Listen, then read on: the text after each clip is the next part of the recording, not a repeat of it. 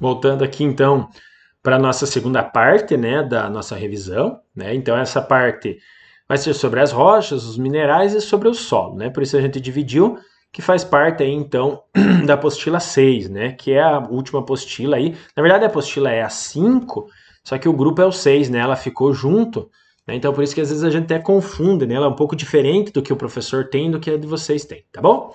Então vamos lá. Para a gente relembrar um pouquinho, a classificação das rochas, ela é dividida em três, né? Rochas sedimentares, rochas metamórficas, rochas magmáticas, né? Então essas são as divisões básicas que nós temos aí das rochas, certo? Todas elas são formadas por minerais, né? Esses minerais vão ser em uma grande variedade, né? Por exemplo, no granito nós temos três, né? Que são bem conhecidos: a mica, o feldspato e o quartzo, né? São os que nós temos na formação do granito, né? E das diferentes cores que o granito pode ter, tá bom? Nós temos aqui alguns minérios, né? Lembrando que os minérios eles são extraídos da crosta terrestre, né? Nós vamos observar que existem vários tipos de minérios, né? Então nós temos 35 minérios diferentes, né? Como cromita, wolframita, cobre, quartzo, prata, né? Então nós temos vários deles aí, né? Aqui nós temos o exemplo da wolframita e da cromita, né? Então são exemplos de alguns minérios que nós temos aí, né? Processo de mineração, nós vamos ver, é o processo de extração, né, das minas ou jazidas que nós temos aqui. Nós vamos observar que esses minerais, eles são recursos não renováveis, né? Isso quer dizer o quê? Que durante a nossa vida eles não vão se renovar, né? Então são exemplos, né, de recursos não renováveis. Lembra que nós falamos das rochas, aquele ciclo das rochas certinho, tá lá também que nós tínhamos dado aquele videozinho que eu acho bem interessante, né? Um dia, levar milhões de anos, talvez ela volte não a ser a mesma rocha, não a ser a mesma montanha, mas ela sofre transformação, né? São processos de transformação que nós temos aí. Então, são algumas características desse processo então de transformação. Mas durante a nossa vida, elas não voltam de novo, né? Então isso quer dizer que são recursos não renováveis, certo? Então eles não voltam ou não são produzidos novamente durante a nossa vida, né? Nós temos exemplo aqui de alguns lugares de extração desses minérios, né? Lembra que nós já falamos na revisãozinha, na correção, o Brasil é um dos maiores mineradores de ferro, né? Nós falamos que nós vendemos, né, o ferro a preço de banana, né? Então, o preço de banana é porque é um preço pequeno em relação ao que ele poderia render para o país, né? E depois a gente compra aí um computador, uma televisão, uma tecnologia, a base, né, do minério de ferro e paga bem caro, né? Então, essa é uma característica aí de país subdesenvolvido como o nosso. Então, curiosidades aqui. O Brasil é considerado um dos países com maior potencial mineral do mundo. Nós extraímos, né, que colocou produzimos, né, mas nós extraímos cerca de 70 substâncias minerais. Então, por isso, o maior potencial que nós temos entre todos os países, né, principalmente, como a gente acabou de falar, do minério de ferro, né. E com isso, os desastres, né. Então, nós temos os dois principais, que fazem aí 1 ano e pouco, 2 anos, que é o de Brumadinho e de Mariana, que fica na região de Minas Gerais, que tiveram todo aquele problema com aqueles rejeitos, né, que são as sobras desse processo de extração, muitas vezes com muito metal pesado, né, e aí acabou rompendo aquelas barragens, e aí tiveram os problemas com aquelas cidades e principalmente com as pessoas que morreram, ficaram soterradas sobre essa lama aí, né? Então, isso é um dos problemas também que nós temos no Brasil. E até agora, acredito que está todo mundo meio impune, ninguém sabe de nada. Eu sei que cada pessoa que sobreviveu tem lá um salário que ganha, tem na justiça já que parece que cada pessoa vai ter uma indenização de 1 milhão, mas que isso vai levar anos e anos, talvez a pessoa nem vai usufruir desse dinheiro, porque às vezes vai levar 20, 30 anos e às vezes não vai nem ver a cor do dinheiro, né? Vamos lá. Agora as rochas em si. Então, rochas ígneas, nós vamos ver, são as rochas provenientes do magma, né? Provenientes do manto. São aquelas que nós utilizamos para construção civil, fabricação de piso, revestimento, muro, pia. nós vamos observar que nós temos dois tipos de rochas ígneas, né, ou magmáticas. As intrusivas e as extrusivas, né? Intrusivas são aquelas que se formam dentro do manto, ou saindo do manto, mas de uma forma assim que vão se formando bem lentamente, né? Vão se resfriando bem lentamente. As extrusivas, elas já resfriam mais rapidamente. Então é um processo já um pouco diferente, né? Vamos ver aqui que a gente já vai analisar cada uma delas também. Então aqui nós temos o granito, que é uma rocha magmática, e o basalto. Então o granito é uma rocha magmática intrusiva, que se formou dentro, né? E o basalto é uma rocha extrusiva, que se formou fora da crosta terrestre, ou fora dos vulcões. Aqui dentro, normalmente do manto, né? E na saída dele dos vulcões, e aqui fora, né? Então nós temos aqui um exemplo, né? Essa é a obsidiana, é uma rocha bem bonita, né? Tipo um vidro, né? O que aconteceu? Ela entrou em contato com a superfície, muitas vezes com a água, e ela pedrificou na hora. Então ela vidrificou na hora. Então a gente vai observar que ela, pelo rápido resfriamento, ela fica tipo um cristal, fica tipo um vidro, né? O basalto é dessa forma, a obsidiana é dessa forma, só que ela parece um vidrozinho. Então ela normalmente é aquele encontro do magma com uma superfície mais fria, principalmente água. Então muitos vulcões, eles são ou estão abaixo do mar, né? Elas estão em falhas e placas tectônicas que estão em profundezas. E aí quando elas saem para, vamos dizer assim, para fora da crosta terrestre, elas têm esse choque de temperatura e acabam solidificando. Então um exemplo básico, basalto e obsidiana, que são rochas extrusivas, que se formam fora, certo? Aqui nós temos mais algumas, riólito, né? Nós chamamos riolito, né? Mas é o riólito, andesito, basalto, né? E das rochas ígneas intrusivas, são aquelas que se formam dentro dos vulcões ou dentro do manto, de uma forma assim lenta, gradual, aos poucos, né? E isso faz com que a forma delas, as estruturas delas também sejam diferentes. Como é o caso, então, do granito, feldspato, né? E o diorito também, que são rochas que já vêm se formando lá do manto e já saem prontas aqui para nossa crosta terrestre. Coloquei ali, ó, muito importante. Por que isso? Rocha metamórfica, pessoal. As rochas metamórficas, para a gente não confundir, elas sofrem um pouco de ação do intemperismo. Chuva, vento e tudo mais. Mas as principais estruturas que fazem com que haja a produção ou a transformação em uma rocha metamórfica são essas: temperatura, altas temperaturas, alta pressão e grande atrito. Isso vai acontecer aonde principalmente? Acho que não tem nenhuma imagem aqui.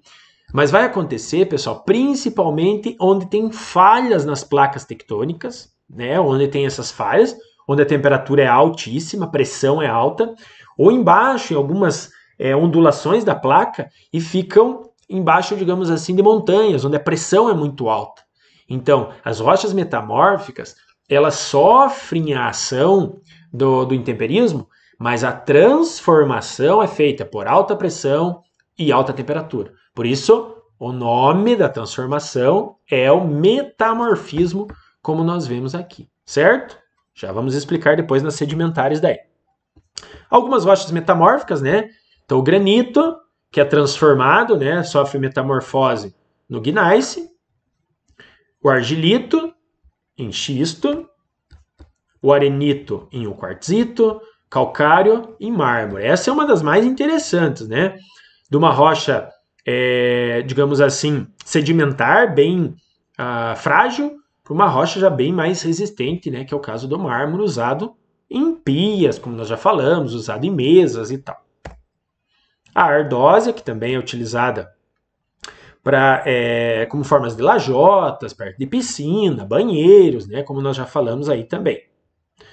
O gneiss, né? Que nós mostramos aí que é a formação do nosso famoso pão de açúcar, né?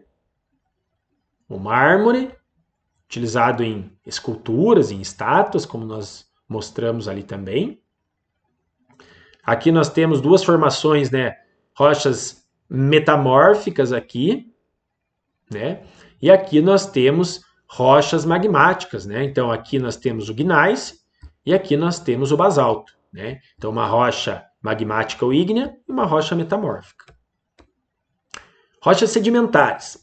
Aí está aquilo que nós íamos falar, ó. Aí sim, falou em temperismo, rocha sedimentar. Então a rocha sedimentar sim sofre ação constante do intemperismo. Então por isso o intemperismo é o que faz com que haja a transformação de outras rochas em rochas sedimentares. Então a rocha sedimentar, ela é a formação basicamente do desgaste de uma outra rocha, certo? Então o intemperismo é o processo de mudança de uma rocha e a transformação em outra. Por isso, rochas sedimentares. Nós temos o processo de sedimentação, que ocorre de acordo com o tempo, né? A água, com a temperatura, com a pressão, né? E esse processo de sedimentação transforma uma rocha em outra.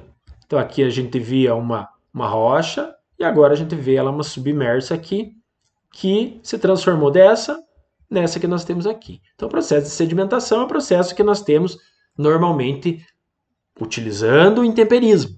Chuva, vento, água em geral, mar, né? São as formas que nós temos de sedimentação aí também. Aqui nós temos a montanha de arco-íris, que eu tinha falado para vocês, né? A gente já tinha mostrado lá no Peru. Processos de sedimentação, diferentes minerais, formam essas belas e lindas cores que nós temos aqui, né? Então, um processo também de sedimentação, principalmente através de gravidade, de pressão também, fazem com que haja essas formações aqui. Então, vão formando como se fossem estratos, camadas aí também. Processo de cimentação, que nós já tínhamos falado, né? Então, processo de cimentação ocorre o intemperismo, chuva, vento, sol, né? A erosão da rocha anterior, o transporte vamos dizer assim, dessas partículas, aí a sedimentação, vamos compactar, né? E o qual que nós chamamos da diagênese, né? Que é a formação de uma nova rocha, né? Cimentada. Então, não é todas as rochas que elas têm essa característica, né? Que os sedimentos formam como se fosse um cimento, um grude, né? Uma estrutura para grudar. Então, não são todas que fazem, mas as que fazem, elas vão recolhendo outras rochas no caminho aí também, ou vão grudando, formando um aglomerado, e esse é um processo que nós chamamos, então, de cimentação. Então, às vezes, você vai chegar lá, professor, que rocha que é essa? Eu vou dizer, não sei, tem que avaliar. Então, aqui a gente pode ver que a gente tem parte aí de basalto, aqui talvez a gente tenha quartzo, né? A gente tenha outras rochas, né? Mas teria que avaliar, não é uma só, mas sim um processo, né? Um aglomerado, por isso a diagênese é esse composto formado a partir de todos esses processos que nós temos aqui. Rochas sedimentares, então alguns exemplos, o arenito, formação aí de Vila Velha, né, ou famosas formações, né, que nós temos ali, a taça de Vila Velha, que é conhecida mundialmente, né, que ela forma isso daqui, uma rocha que ela é, vamos dizer assim, espessa ou larga na parte superficial, e aí ela tem uma base bem fina. Às vezes a gente imagina como que consegue, né, segurar uma estrutura grande aqui e uma estruturinha pequenininha na base, né? Isso pelo processo de intemperismo vai chegar a um ponto que isso vai tombar, vai cair, né? Nós vemos que o arenito também é utilizado para a produção de vidros, né? Então eles aquecem o arenito e aí eles transformam isso em vidro. Então a maioria dos vidros que vocês têm na casa de vocês, a base dele é o arenito, né?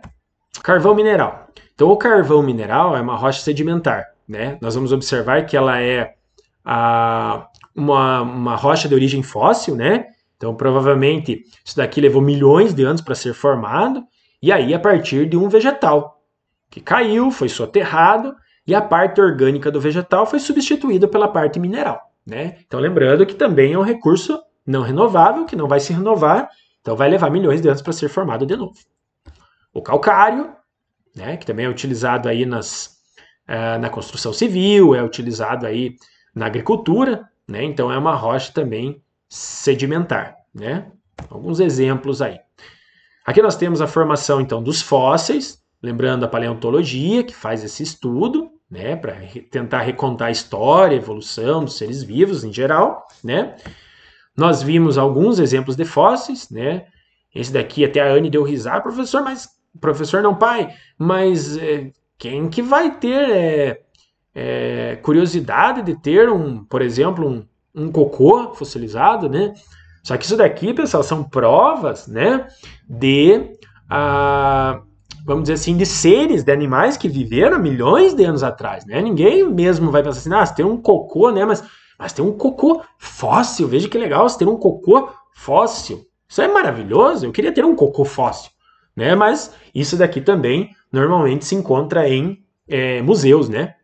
Aí as pegadas, né, que nós chamamos, as marcas deixadas por dinossauros.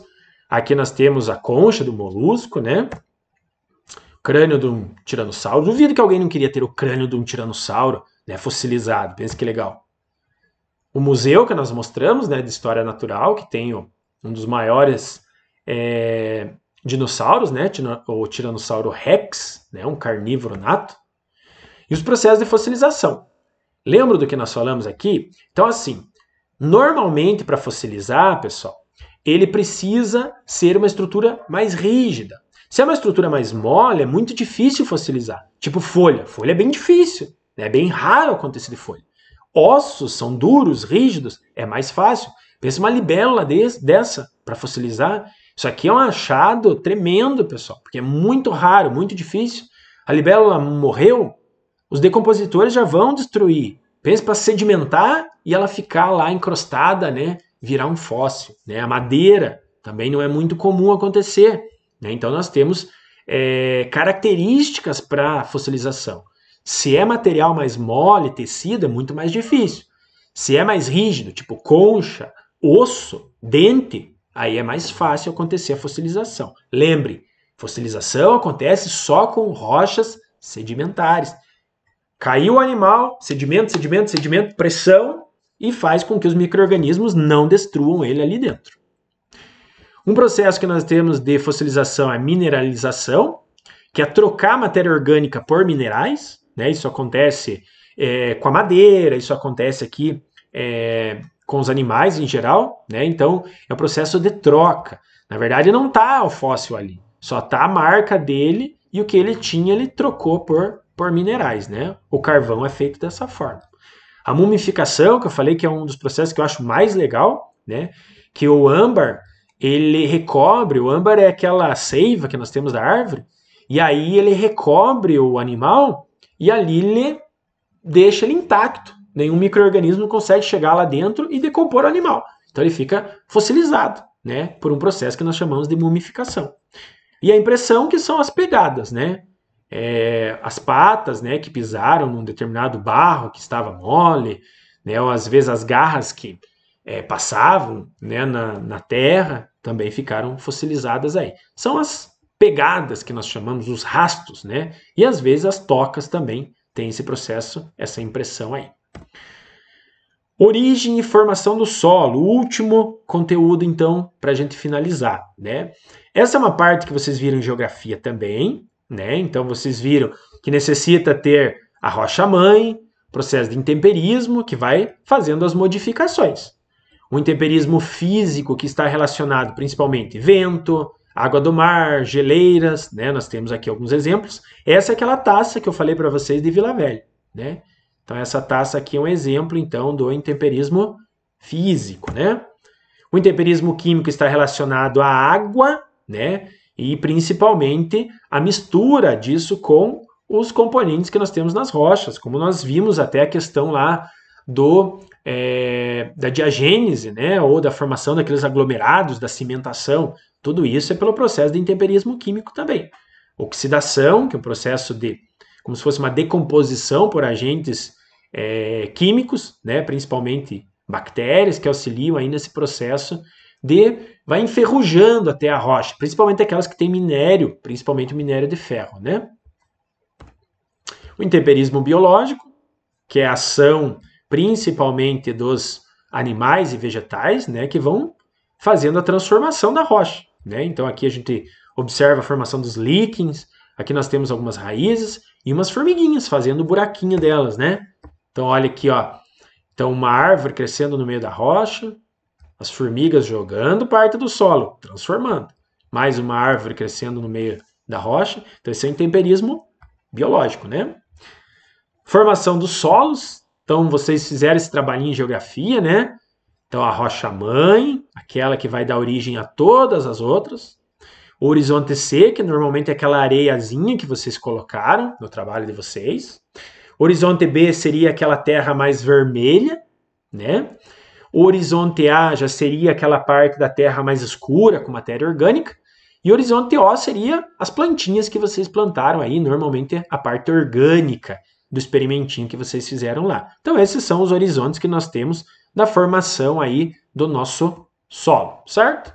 Aqui só tem, isso vocês têm lá na apostila de vocês, da mesma forma, horizonte O, horizonte A, né, tem as divisões que são as mesmas que vocês viram nesse experimentinho que vocês fizeram no trabalho lá também, tá bom? Vocês viram as colorações, né, o solo argiloso, ele é um solo mais marrom avermelhado, o solo arenoso ele é mais amarelo, o solo calcário tem várias cores, e o solo humoso ou umífero, aquele que é mais escuro, né, como vocês viram aqui, né? Então, ó, areia mais amarelada, argila mais avermelhada, solo umífero mais escuro, né? Então, algumas colorações para a gente finalizar, certo? Espero que vocês tenham entendido. Qualquer dúvida, pessoal, manda uma mensagem lá para o professor, tá bom? Manda lá, não entendi isso, professor, pode me explicar? Eu explico lá pela Agenda Edu, se precisar eu faço mais um videozinho e mando para vocês, tá bom? Fiquem com Deus, estudem, né? Qualquer dúvida, comunica o professor. Não esquece de dar um oi, dar um tchauzinho lá também, tá bom? Tchau, tchau, até a próxima.